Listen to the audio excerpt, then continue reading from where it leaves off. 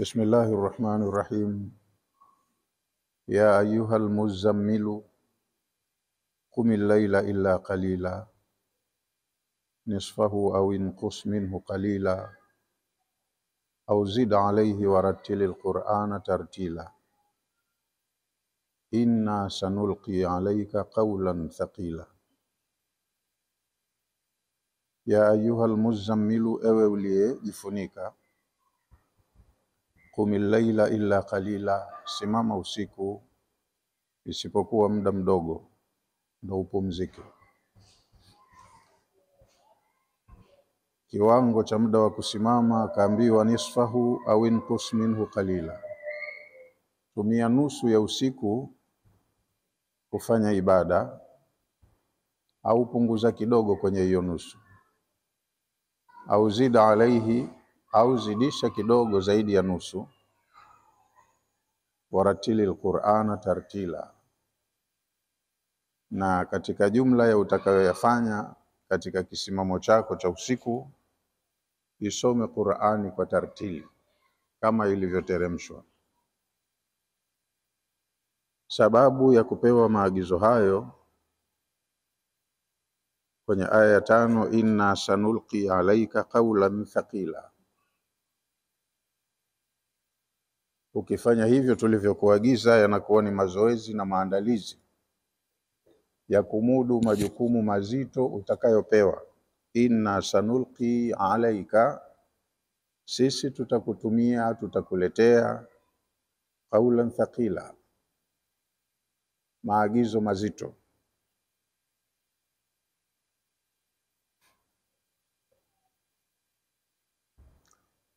Intakala ila bayani sababi, baada ya hizo aya 4 za mwanzo zilizomuelekeza jukumu la kusimama usiku, kuanzia aya ya 5 Allah amempa sababu kwa nini akampa taklifu hiyo.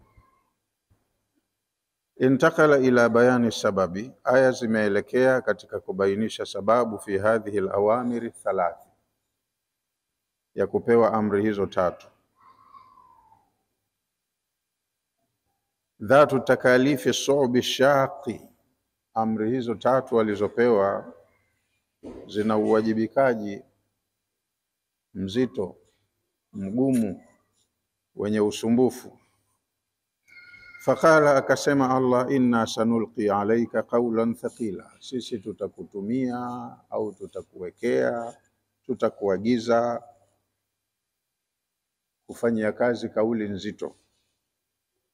Yani sanunzilu alaika ya Muhammadun kalaman aziman jaliyan, tutakuteremshia ewe Muhammad maneno makubwa matukufu, lahu haibatun wa raw'atun wa jalalun, maneno hayo yana haiba, maneno ambayo thamani yake ni kubwa na yana utukufu mkubwa.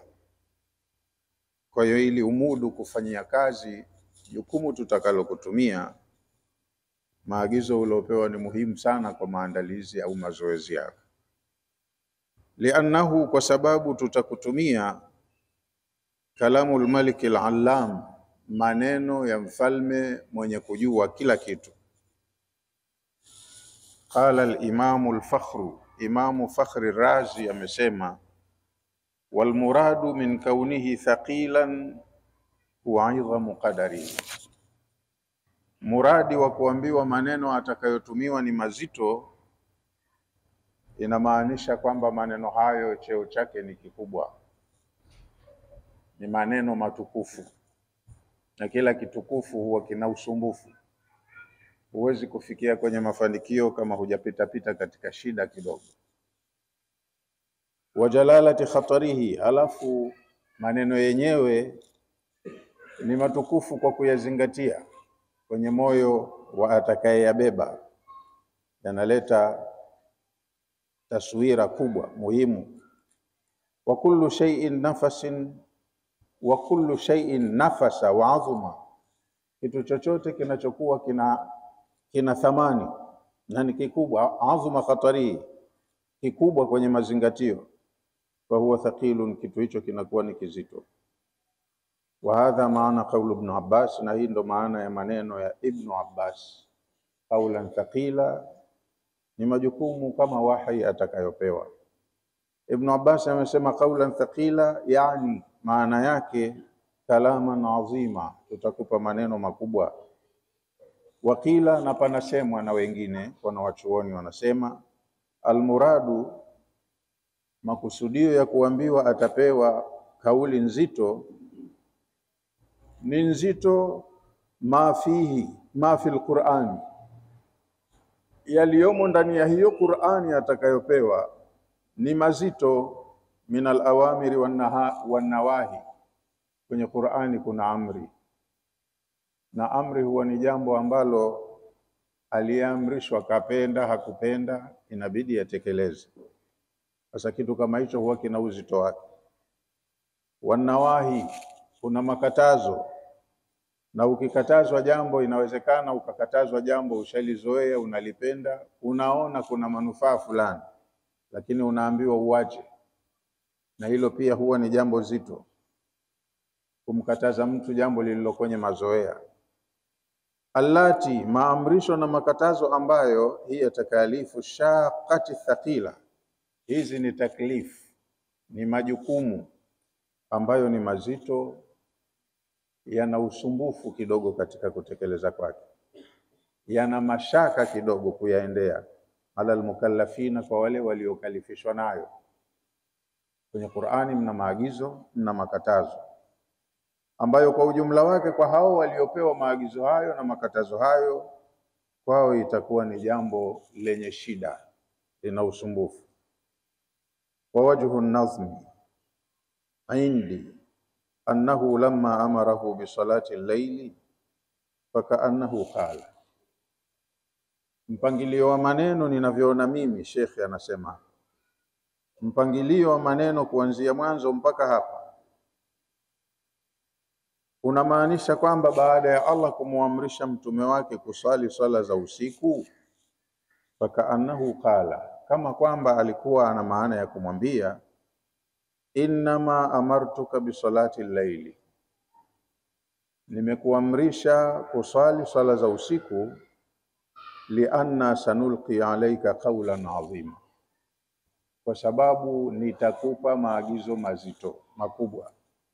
Kwa hiyo swala za usiku ndizo zitakazokurahisishia au zikakuwezesha uwezekano wa kumudu uzito wa maneno hayo.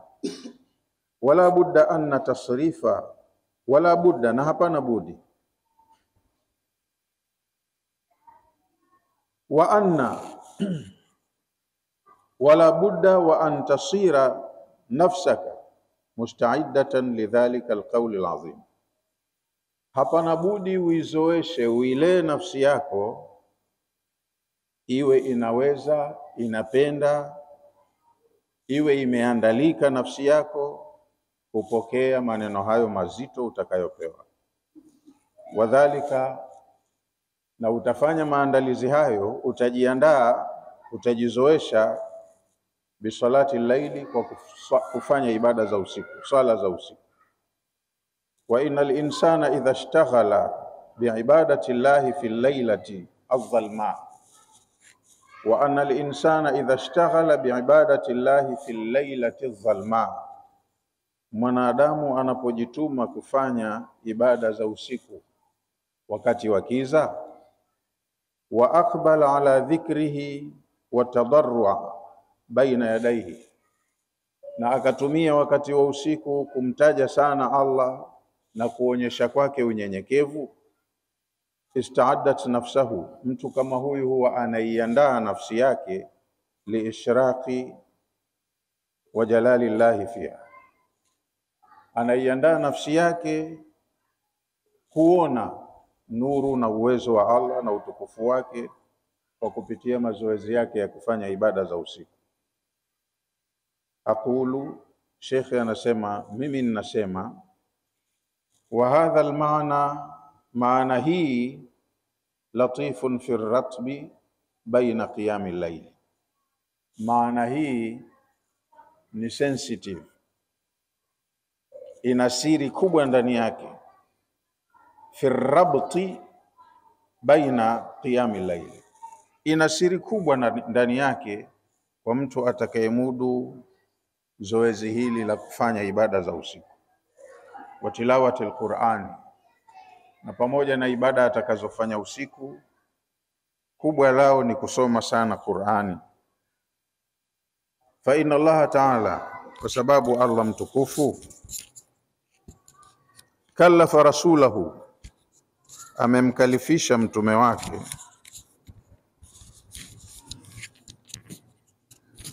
kallafa rasulahu, amemkalifisha mtume wake, an yad'u an-nasa ila dinin jadidi, kamkalifisha kwa kumpa jukumu la kuwalingania watu waende kwenye dini mpya, hawajaizoea, hawajapata kuisikia. Fihi takalifun shaqa, dini hiyo ina majukumu magumu mazito. Ala nafsi, kukubalika katika nafsi. Wa an yukallifa al-amala bi shara'ihi, alafu hao watakaowalingania kwenye dini hii pia wanakalifishwa kukubali kutumia sharia za hiyo dini, maana dini inakuja na sharia wa ahkamihi, na hukumu zake. Dini ni mwenendo wa maisha.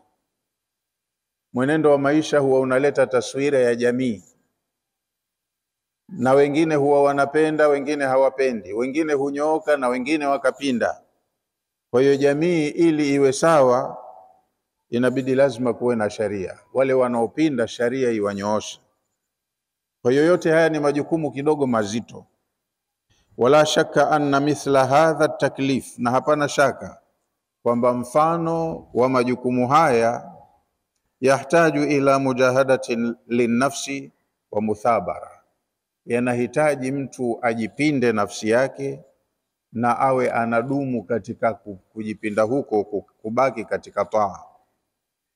Lima fihi min hamlihim ala tarki ma allafu, ni kwa sababu ya kile kilichomo ndani ya zoezi hili la kukubali kitu kipya. Analazimika mtu abebe mambo ambayo hajayazoea na awache mambo ambayo ameyazoea. Mina al-aqaidi, kuanzia itikadi. Akida ndo zile mila za watu walizonazo. Kama hawa walikuwa washazoea wenyewe kuabudu masanamu yao, ndo miungu. Wanaambiwa yote haifai, anayefaa ni mwingine. Sasa mabadiliko hayo pia yanakuwa yana uzito wake. Wanabdhi ma warathuhu min aslafihim, na kuyatupilia mbali yale mambo walioyarithi kutoka kwa wazee wao waliotangulia. Minal aadati, katika dasturi za kimaisha. Pia ni jambo gumu. Walivyovizoea, walivyokuwa wanavifanyia kazi kwa muda mrefu, wanaambiwa hivi marufuku, havifai, acheni.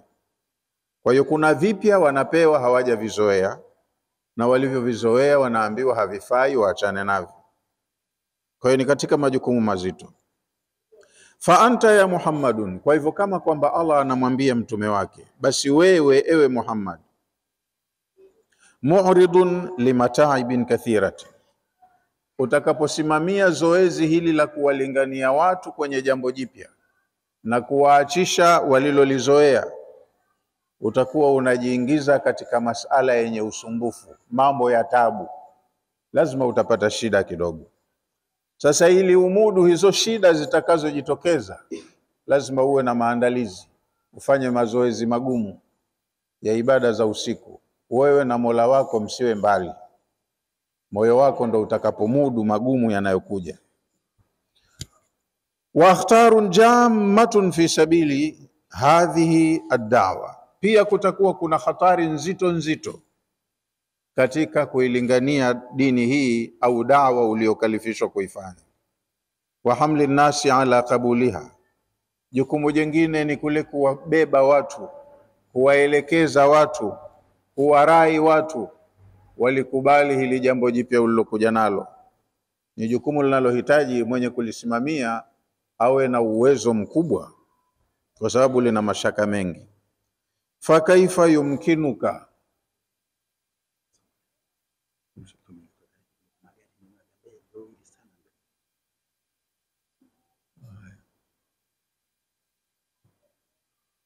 fakaifa yumkinuka, utamudu vipi basi ewe Muhammad, an taquma bihadhihi almuhimmati alkabira, kulisimamia jukumu hili kubwa. Utamudu vipi kulisimamia jukumu hili kubwa? Wa anta ala ma anta alaihi, hali ya kuwa wewe uko kwenye hali ulionayo sasa hivi ya kutaka kupumzika, ufunikwe nguo, unataka wepesi, mapumziko au raha ya kiwiliwili. Utamudu vipi majukumu haya? Minatazamuli, ukiwa uko katika hali ya kujifunika funika. Atalafufi, umejizonga zonga maguo. Walkhuludu ila rahati wasukun, na wewe unataka ubaki katika mapumziko na utulivu. Kwa hiyo usijiweke katika mapumziko, usipende raha sana.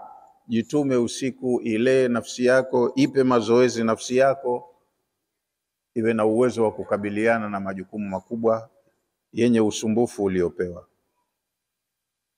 Utawezaje ikiwa unajizoesha raha na utulivu?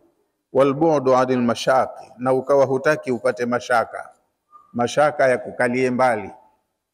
Jambo lenyewe lina mashaka na wewe mashaka huyataki. Sasa utaliwezaje hili jukumu ulilopewa? Wa mujahadati nafsi, utawezaje kumudu jambo hili na ikiwa hutaki kuituma nafsi yako?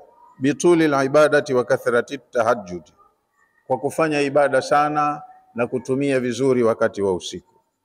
Wa dirasati ayati alquran, utaliwezaje suala hili ukiweka mbali suala la kuzisoma aya za Qur'ani?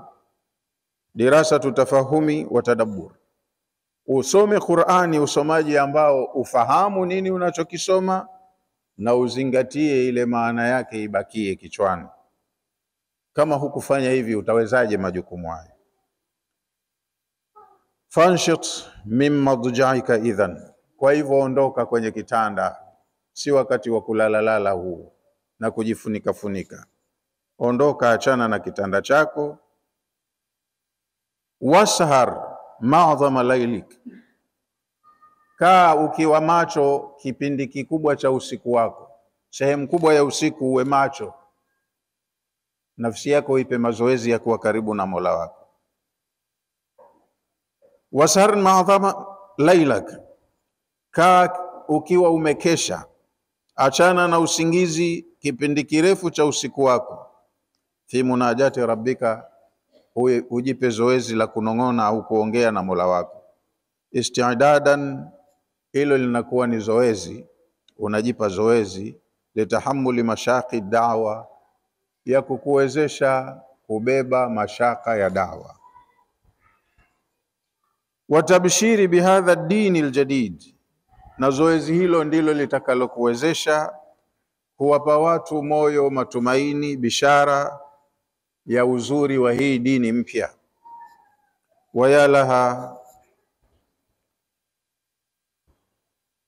Wayalaha min laftatin karima tayaqadha laha qalbu nabii sallallahu alayhi wasallam alkarim alayhi salam salatu wasalam.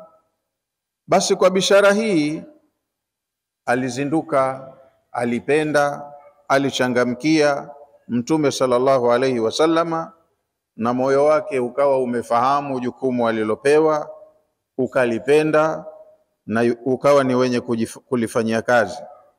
Fashammara an sa'idin aljiddi wal amal, kwa hiyo akapania Mtume sallallahu alayhi wasallam kufanya zoezi hili gumu au kazi hii ngumu. Waqama baina yaday rabbih, akawa anasimama mbele ya Mola wake wakati huo wa usiku. Hata tashaqqaqat qadamahu, mpaka miguu yake ikawa inajaa, inavimba. Thumma bayyana ta'ala, alafu akatubainishia Allah mtukufu fadla ihya'i layli bil ibada, fadhila za kuhuisha usiku kwa ibada. Mtu anayejituma kufanya ibada wakati wa usiku, jambo hili linakuwa na fadhila kubwa kwake. Faqala, Allah akasema fadhila zake, inna nashi'ata al-layli, hakika ya kutuma mtu nafsi yake kwa ibada za usiku, hiya ashaddu wat'an, ni jambo linalokuwa linakaa zaidi moyoni. Ashaddu wat'an ni jambo linalokaa kiurahisi moyoni mwa mtu. Wa aqwamu qila, na maneno anayoyasema wakati huu wa usiku yanakuwa yana nguvu. Athari ya maneno anayoyasema mtu usiku kwenye ibada zake yanakuwa yana athari ya karibu moyoni. Mchana unaweza ukaisoma Qur'ani, lakini ufahamu wake na mazingatio yake yakawa madogo. Lakini usiku ukisoma Qur'ani, ufahamu wake na mazingatio yake yanakuwa makubwa, kwa sababu usiku ni wakati wa utulivu. Mchana mara umeitwa, mara umeambiwa hivi, mara kwa hiyo ulikuwa umezingatia, alafu mazingatio yako yanaingiliwa na vitu vingine. Lakini usiku unakuwa uko katika hali ya utulivu, ni wewe baina yako na Mola wako tu. Inna nashi'ata al-layli, yani inna saati al-layli, hakika ya huu wakati wa usiku, hizi saa za usiku, wa awqatihi, na nyakati zake, allati fiha at-tafarrugh was-safa, wakati wa usiku mtu kaachana na shughuli zake zote, yuko faragha, ni wakati wake wa kupumzika. Wasafa, alafu wakati wa usiku hauna shughuli nyingi, pirika nyingi, ni wakati safi. Ukishughulikia jambo unashughulikia moja tu. Wama yanshiuhu almar'u, na yale mambo anayoyafanya mtu wakati huu wa usiku, wayahduthuhu min ta'atin wa ibada, yale anayoyafanya katika mambo ya taa na ibada wakati wa usiku, yaqumu laha min madja'i, mwanadamu huwa anaamka kwa kukusudia hilo tu, akatoka kitandani kwake anakusudia kwenda kwenye ibada, kuongea na Mola wake. Baada hudaatin min al-layl, baada ya kupumzika kidogo na akaamka usiku.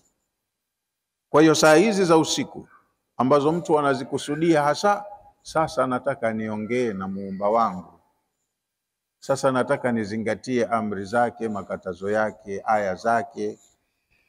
Hiya ashaddu wat'an, anapofanya maamuzi haya mtu wakati wa usiku, hiya ashaddu ala almusalli, nilakuwa ni jambo lenye athari kubwa kwa mwenye kusali. Wa athqalu min salati nahari, na linakuwa ni jambo lenye uzito kuliko sala zinazosaliwa mchana. Lianna al-layla, kwa sababu wakati wa usiku, ju'ila lin-naumi war-raha, ni wakati uliojaliwa kwa ajili ya usingizi na mapumziko. Faqiyamuhu ala nafsi ashaddu wa athqalu, nafsi ya binadamu kusimama wakati huu wa mapumziko linakuwa ni jambo kubwa, gumu na zito. Kwa hiyo fanya hili jambo gumu na zito. Ni kama mtu tu anataka kujiandaa kuwa mpiganaji, akiwa katika hali ya kawaida, akiambiwa apige punch bag ngumi 3, mkono wake yeye ndo unauma. Sasa atakuwaje mpiganaji? Lakini hupewa zoezi, akajizoesha mpaka ikawa yeye haumii akipiga, lakini anaweza kuumiza anapopiga. Ni kwa sababu ya zoezi, kajituma, akafanya zoezi, kaimarisha misuli yake, mpaka kaimarisha na mifupa yake, viungo vya mifupa, mpaka akawa yuko katika hali tofauti na alivyokuwa kabla ya mazoezi. Kwa hiyo na huyu mtu anayetaka kusimama katika masala ya uchamungu, kusimamia majukumu yanayohusu mabadiliko ya jamii, anatakiwa awe na zoezi gumu la kuizoesha nafsi yake kumudu mambo kama haya magumu, mazito. Kama hana zoezi hili, hawezi kuyafanya. Ili yafanye, awe na zoezi maalum. Wa min sha'ni hadhihi almumarasati as-su'ba, na katika tabia ya zoezi hili gumu la kufanya ibada za usiku, anna taqwa an-nufus, an taqwa an-nufus, katika kufanya zoezi hili la usiku ni kuzipa nguvu nafsi, antakwa nufus, ni kuzipa nguvu nafsi. Watashuddu alazaim, na dhamira ya mtu na maazimio yake yanakuwa yako firm, anayamudu vizuri. Wataslubu alabdan, alafu na viwiliwili, mwili unakuwa umeupa zoezi gumu. Kama unauzoesha kufanya mwili zoezi gumu, basi itakuwa kufanya magumu ndo dasturi yake. Huna zoezi gumu, mwili hautoweza kufanya mambo magumu, yatakushinda tu. Wala raiba, na hapana shaka, anna musawalati aljahidina aadaillahi tahtaju ila nufusin qawiya. Anasema shekhe, hapana shaka kupambana na wapinzani, wapingaji wa ukweli na haki, makafiri, kupambana na watu hawa kunahitaji nafsi zilizoandalika, zilizopigwa zoezi la kutosha. Ziwe zile nafsi zina nguvu. Kupambana na ukafiri kunahitaji wapambanaji wawe na nguvu kubwa. Wala abdanu salba, na wawe na miili iliyokuwa imekomaa, migumu. Kwa hiyo miili nayo ipewe zoezi gumu, iweze kukabiliana na upinzani au ukinzani na watu wasiokuwa sawa. Wa aqwa muqila, alafu pia zoezi hili la usiku, ukifanya ibada za usiku, yale maneno unayoyasema katika ibada zako wakati wa usiku yanakuwa athari yake inakaa haraka katika moyo. Kama hivi unakwenda katika harakati za maisha, unakutana na mazuri na mabaya, aya ulizozisoma usiku zinakuwa ziko karibu sana na wewe. Ukitaka kuteleza, ghafla tu unakumbuka aya ambayo uliisoma usiku, inakuwa iko karibu, inakujia, bwana hilo jambo si umeambiwa kwenye aya fulani, halitakiwi, baya, lina athari, lina madhara. Kwa hiyo kama inakuja kukuongoza na unaachana na lile baya.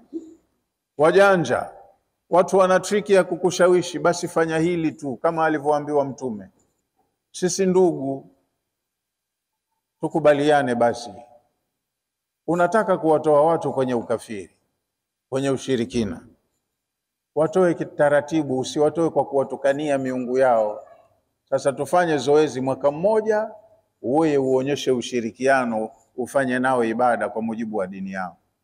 Mwaka mmoja na wao wataonyesha ushirikiano kwa kuja kufanya ibada kwa mujibu wa dini yako, ili tuthaminiane, tuheshimiane. Lakini unaonaje, ukaona lakini rai yao nzuri, inakuja aya ambayo inakwambia hiyo si rai nzuri.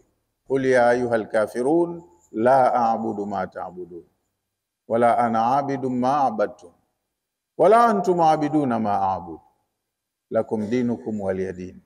Unachukua maagizo haya ya aya, kile walichokuja nacho na rai zao na ujanja wao, aya zinakukataza. Kwa hiyo maneno unayoyasema usiku katika kusoma aya za Qur'ani, adhkari na mambo mengine, athari yake inakuwa iko karibu moyoni, na inakuwa pia karibu kukupa msaada panapohitajika upate msaada, zenyewe zinakuja kukupa msaada. Aqwa muqila ni maneno ambayo yako famu, yana nguvu, yana msaada wa karibu unayoyasema usiku. Usiku kunakuwa kuna utulivu wa zogo, hakuna zogo. Hata kama kwenye night club huko watu wanastarehe, wanampiga music yao, lakini kama uko kwako umefunga madirisha, watu jirani wamelala, wewe na nafsi yako tu kimya, kwa hiyo unachokifanya kinakuwa athari yake iko karibu. Usiku kunakuwa kuna utulivu zaidi, hakuna zogo na sauti za kukushughulisha. Watanqati'u fihi alharakati, wakati wa usiku harakati zote zile za maisha zinakuwa zimekatika, kila mtu kajipumzikia. Wewe ndo wakati huo usimame sasa ufanye ibada. Fatakunu nafsu asfa, wakati huu nafsi ya mtu inakuwa iko safi, Mchana hata ukasema nikae mwenyewe faragha nifanye ibada, mara hodi fulani yumo, hata kama umetoa maagizo nina shughuli yangu, hata akija mtu msimwite, lakini ile kitendo cha kwamba kaja na kauliza umemsikia, kesha shughulisha nafsi yako. Lakini usiku vitu kama hivi havitokei. Fatakunu nafsu asfa, nafsi wakati wa usiku inakuwa iko safi. Wadhihnu ajma, mazingatio ya moyo yanakuwa yapo karibu, kile unachokishughulikia unakizingatia vizuri, kinakaa moyoni, tofauti na mchana. Fa inna hudua sauti fi llaili, ule utulivu wa kukosekana zogo wakati wa usiku, wa sukunu albashari fihi, na kwamba usiku ni wakati wanadamu wanakuwa wamepumzika, a'wanu linnafsi ala tadabburi watafatuni, inakuwa utulivu ule wa usiku ni msaada mkubwa kwa nafsi, unamwezesha utulivu ule mtu kuzingatia anachokisoma na kufahamu siri zilizomo ndani yake. Unasoma aya, unaifahamu maana na unapata siri zilizomo ndani yake. Kwa hiyo manufaa ya kutumia wakati wa usiku ni makubwa kuliko wakati wa mchana. Wataamulu fi asrari alqur'ani wa maqasidihi, anakuwa mtu na faida kubwa ya kuzingatia makusudio ya Qur'ani na siri za Qur'ani, anazipata kwa urahisi wakati wa usiku. Unaisoma aya, Allah anakuwezesha kugundua siri nyingi ndani ya hiyo aya. Unajua makusudio ya aya hii, Allah amekusudia nini, viumbe wamepewa ujumbe huu kwa maana gani. Hivi vitu vyote una gain wakati wa usiku, tofauti na mchana. Inna laka fi nahari sabhan tawila, bado aya zinafafanua jambo hilo hilo moja. Usiku ni wakati wa utulivu, utanufaika sana kwenye huo utulivu wa usiku. Inna laka, hakika una wewe, fi nahari, katika wakati wa mchana, sabhan tawila, una mahangaiko mengi mchana. Utumie usiku kwa sababu ya faida zake. Inna laka fi nahari, ukisema mambo haya uyafanye mchana, wewe una wakati huu wa mchana, sabhan tawila, mahangaiko mengi. Asabhu maana yake ni kuogelea, kama mtu yuko kwenye maji anaogelea juu ya maji. Limechukuliwa hili neno likawekwa hapa, limeazimwa kwa mfano kama huo. Mwenye kuogelea katika maji katika binadamu si maumbile yake kwenda kwenye maji, kwa hiyo huwa anahangaika sana, anatumia na nguvu za ziada aelee kwenye maji, wakati hakuumbwa yeye kuwa ni kiumbe wa majini. Na hii mahangaiko ya mchana yamefananishwa na muogeleaji, kwa sababu kama mtume wetu sallallahu alaihi wasallam kila anapopata umaarufu ndo anapokuwa na busyness sana, tabia ya ule ubizi, shughuli zinamuongezekea, ana majukumu yake ya kifamilia lazima ayakamilishe. Watu nyumbani wanahitaji chakula, nguo na mambo mengine, sabuni ya kufulia, akidhi mahitaji ya nyumbani. Kuna wanafunzi ambao wametoka katika ibada zao au dini zao za kishirikina, kila siku wanataka wapewe elimu, maarifa mapya, na yeye ndo mwalimu, ndiye anayepewa hizo taaluma. Kwa hiyo anakuwa yuko busy kushughulika na watu, kuwasomesha hili na lile mchana. Kuna wengine wanaotoka mbali na pale anapoishi, wanafunga safari kumfuata. Mara kaambiwa kuna wageni wanatoka Yemen, kuna wageni wanatoka Sham, kuna wageni wanatoka Iraq, kuna wageni wanatoka huku, wamekukusudia adili na wageni. Sasa mchana hana nafasi, mchana kwake ni wakati wenye shida nyingi, shughuli nyingi. Kazi hii ya kusoma, kuzingatia haifanyiki vizuri, haifanyiki kwa ufanisi mchana. Inna laka, una wewe, fi nahari, katika wakati wa mchana, sabhan tawila, mahangaiko mengi. Mchana unaogelea sana kwenye mambo haya na yale, hutakuwa na nafasi ya kuconcentrate kwenye mambo haya ambayo yanatakiwa yawe karibu moyoni. Ili yawe karibu moyoni, tumia wakati wa usiku, wakati wako wa faragha, mapumziko. Fa idha faraghta fansab, kwenye wakati wako wa faragha jipinde, jitume. Wa ila rabbika farghab, ujipendekeze kwa Mola wako. Inna laka fi nahari, hakika una wewe katika wakati wa mchana, tasarrufan wa taqalluba, una shughuli nyingi na mahangaiko mengi, mara hili mara lile, mara hili mara lile. Washtighalan tawila, alafu uko busy, unashughulika sana wakati wa mchana. Fi shuunika, kwenye mambo yako mbalimbali, mambo yako binafsi, mambo ya familia, mambo ya jamii, mambo ya wapinzani wako. Yani una solve hili linakuja hili, una solve hili linakuja hili. Mchana huna utulivu. Kwa hiyo mazingatio ya kitabu, aya wakati wa mchana yanakuwa madogo. Faj'al nashi'ata al-layli, jaalia ule utulivu wa usiku, litahajjudika wa ibadatika, wakati wa usiku ambao unahitaji kupumzika, fanya tahajjud. Tahajjud ni kule kujikusuru, kujituma, uache kupumzika, ujitie maji, utie udhu, alafu usimame usome Qur'ani. Na Mtume alikuwa hasomi kama hivi palipoandikwa. Qur'ani ndio iko moyoni, kwa hiyo memorize, imzoee. Kwa hiyo wakati wako wa kupumzika wa usiku, fanya tahajjud, jipinde, jitume, wa ibadatika, na ufanye ibada zako wakati huo.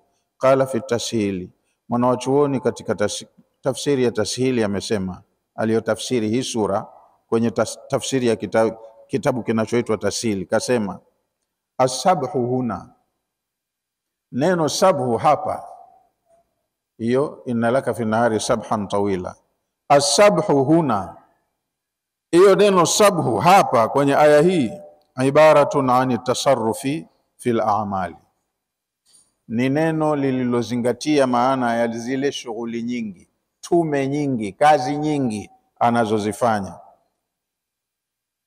Walishghali, na mishughuliko, inaitwa hivyo sabu. Wal maana yake,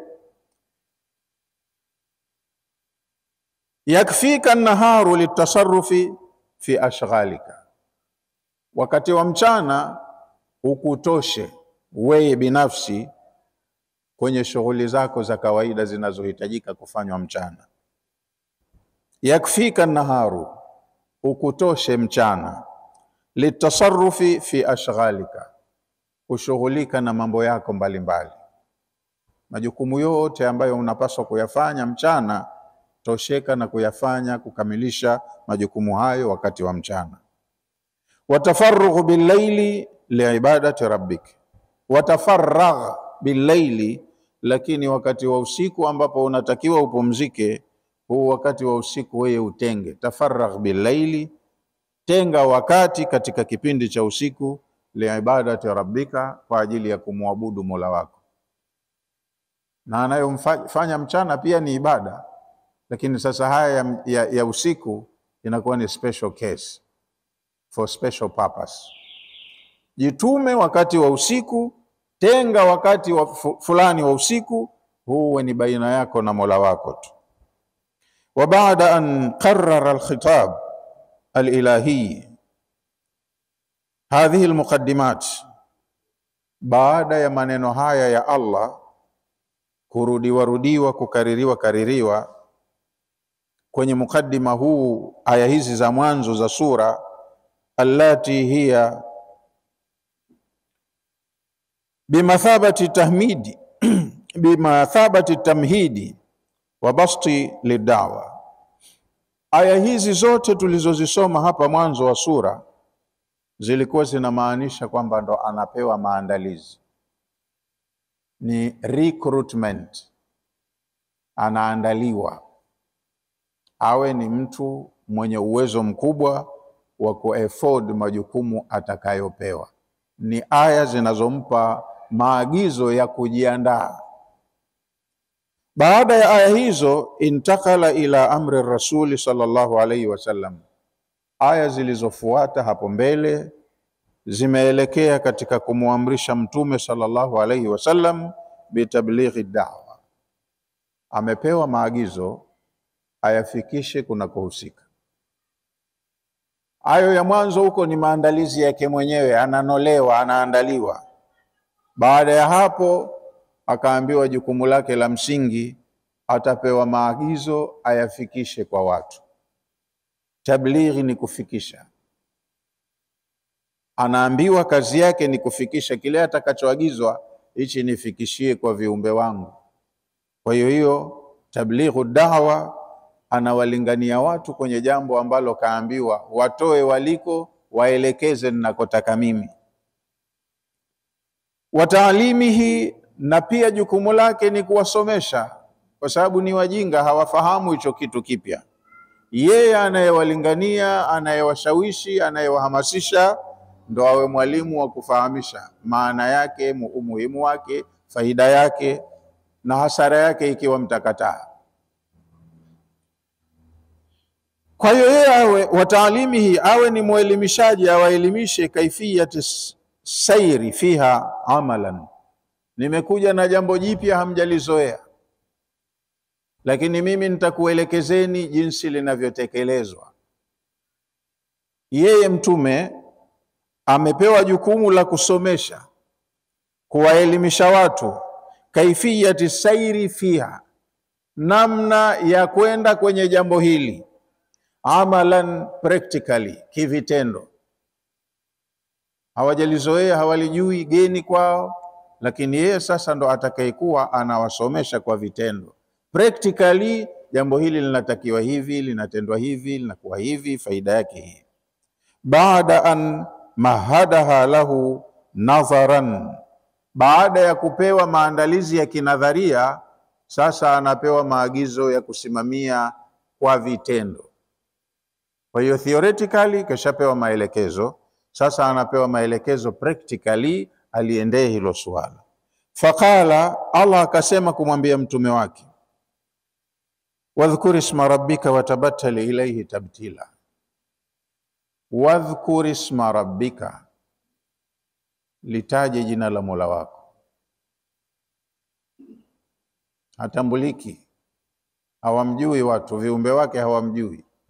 Kwa hiyo litaje jina la Mola wako, ulitambulishe kwa viumbe wake. Watabattal ilayhi tabtila, na katika kazi hiyo wewe ndo uwe mfano wa kuigwa. Tabattal ilayhi, jitupe kwake Mola wako, tabtila, totally. Tabatuli ni ile tabia ya kukinai kwa 100%, kwamba usalama wangu mimi uko hapa, mafanikio yangu mimi yako hapa. Kama vile unavyoona mtoto mdogo wa miaka 2, 3, hajawa na upambanuzi wa mambo. Mtoto mdogo